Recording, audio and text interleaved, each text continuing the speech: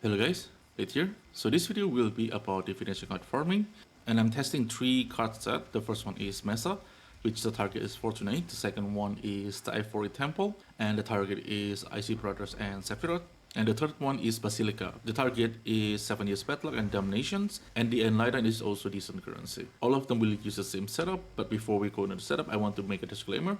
Because this is a divination card farming, it tends to be very RNG by the nature of it, especially if you target a rare card. Something like Fortunate, it's very consistent. I mean, it's not a rare card, but if you target something like 7 years Padlock, like Apothecary, anything that are rare, the RNG will be very up and down. And that's just how divination card farming have been for like, I don't know, ages, since the first time I know about it. And that's the reason why I choosing Abyss for the mechanic, because Abyss still going to give you a decent amount of currency and scarabs.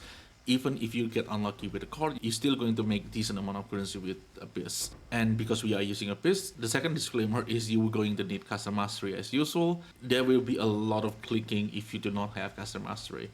So that's the unfortunate part. I do try another method, some of them using like Plenty. The problem is with the current time when I test the strategy, the cost has go up pretty high. And Scrapper Plenty just didn't give enough divination card to make up for it. So Abyss I think is still a better mechanic for divination card farming, the same with last league. So with that said, let's begin with the setup. The first one is map.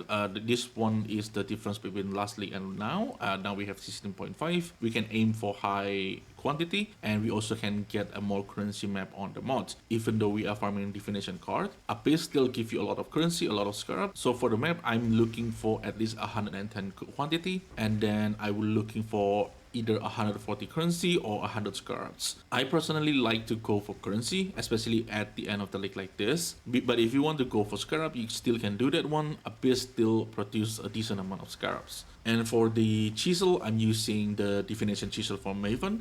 This is going to give us more divination card. And one tip for the divination chisel, because it's quite expensive, you can divination chisel the maps and then make the map rare, and then you can split them on bestiary. And when you split them, the quality is still going to be intact. So both of them will have a divination card chisel, and that will save you quite a lot of currency. So that's especially all my maps, I always split them because the chisel is pretty expensive. And the last one is I put one delirium orbs just to add more monster, give me a little bit more quantity. And if your build is strong enough, you can put as many delirium orbs as you want. Because it still gives you more monster, more density. I mean, more monster just meaning more chance to drop the card. And I like to use Diviner Delirium Orbs because it gives stat decks, and usually the stat deck will pay off the Delirium Orb itself, so I don't really have to pay for the Delirium Orbs. But of course, if everyone uses it, the price is going to go up.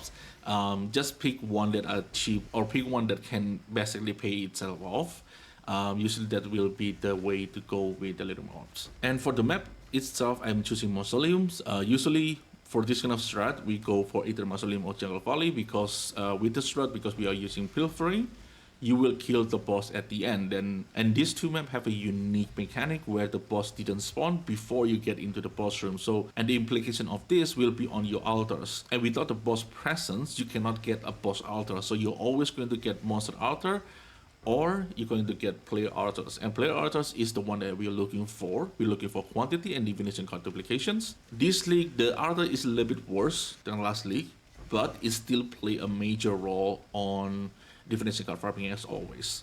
Getting more quantity will give you more card. If you get duplications, and let's say that you get lucky and drop the 7 years bad luck, you get double by the altars, and you get double again by the pilfering. So the altar is really, really strong. However, there is an argument to do it on another map, for example like Dune or Canyon. It's simply because a map like Dune, you can finish the map really fast, like under 6 minutes if you're really fast. But with Mausoleum and Jungle Valley, because of the nature of the map is pretty huge, your map time will be longer, probably something like 7 to 8 minutes if you're fast enough. So it's pro and con on like each type of map.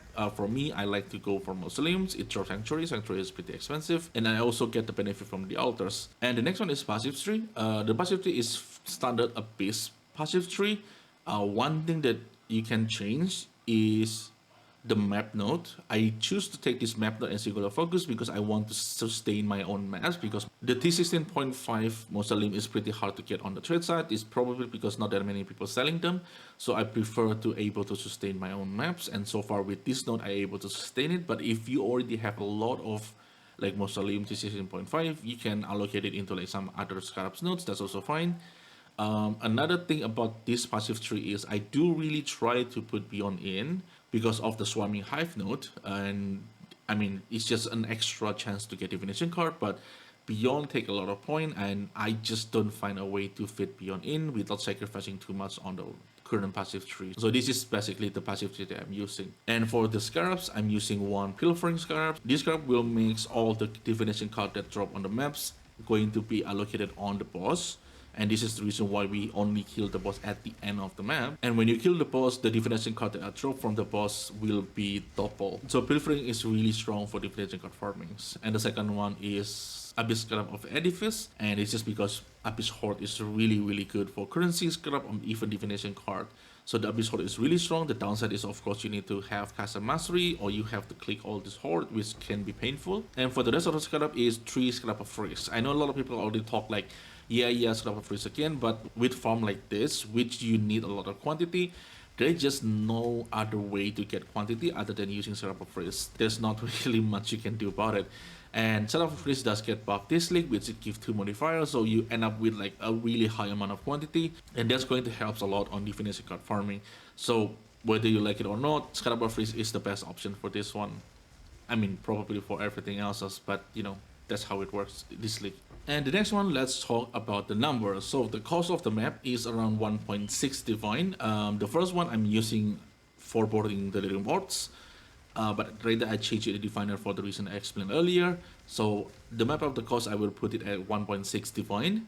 So it's pretty expensive per maps. And for the result, this is the result from the 3 groups. So you see a lot of currency, a lot of stack decks, a lot of scarabs, maps, and all that stuff. But of course, there's a lot of Divination card too. And if you want to know the detail, I will link the spreadsheet on the descriptions. You can see all the list, like all the detail of the farm on the spreadsheet. For the Fortunate, we got 288 Fortunate. And for the Sephiroth, we got 76 Sephiroth and 4 IC Brothers. The 4 IC Brothers, I think, is a bit lucky. Probably should get only like 2. And for the 7 years bad luck, I only get 8.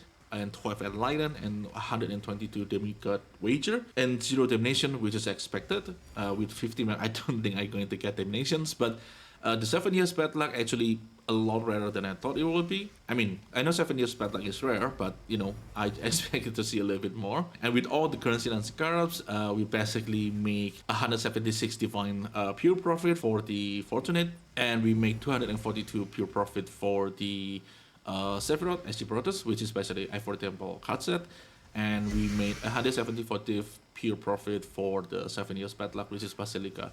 And for the map time average for my build, if I try to be fast, it's probably around something like 7 to 8 minutes. But I mean, to be fair, most of the time I'm not really trying to be fast. So this map average is basically like how fast I can do the map if I'm really trying to go fast. And 7 to 8 minutes, I think, is the average. Sometimes I can go like under 7 minutes, but it's really depending on how the abyss is going to behave. It can make your map faster, it can make your map slower. So the average map time I put there is 7.5 minutes, and I think that's probably roughly where is the average is. And that's basically give us the difference per hour: 28 for the Fortunate, 38.7 for the Sephiroth, and 27.9 for the 7 years bad luck. And the third session is pretty dry, but I think it's good to happen on the test, because even if you target a rare card for something like 7 years or even Apothecary, it doesn't always pay off. And if it doesn't pay off, your profit going to plummet by quite a lot. And for the Fortunate, it's just a matter of like the card is just too low of a value, so it doesn't matter how many you get. Unless you get super lucky, the profit probably not going to be that good. But Fortunate is the most consistent one. You always see them drop from the map boss. And Sephiroth is a really good one, is because Sephiroth is a lot more common than I thought it will be. Like, you see them pretty often, like one every 2 or 3 maps, or even like one every 2 maps. You see Sephiroth pretty often, and IC Brothers, you see them one time to times. I mean, you get IC Brothers is like 15 div. It's not too big of a deal if you don't get them, because the Sephiroth itself is worth like almost a div per card. So if you drop like 2 Sephiroth, it's like almost 2 div profit already. So it's make the Sephiroth and IC Brothers become a fairly consistent card set to farm. And I'm kind of surprised by how common the Sephiroth is. And I think that especially make the Ivory Temple is a better card set to farm. is very consistent and the value is really good compared to the rarity.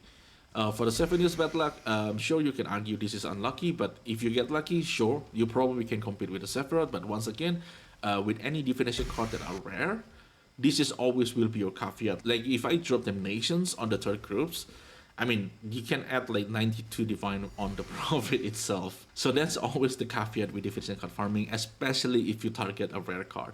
If you get it, you'll be very happy. You get a lot of currency. If you not drop it, I mean, you're just going to have to take the loss. And that has been always how divination card works.